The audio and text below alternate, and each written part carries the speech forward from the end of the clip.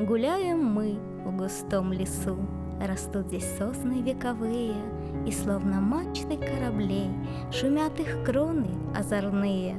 Напьемся мы из родника, вода так сладко и прохладно, услышим пенье соловья. Ну что еще для счастья надо? Пусть в душе снизойдет покой, и дети дарят нам улыбки. Господь, я тихо прошепчу, прости грехи нам и ошибки.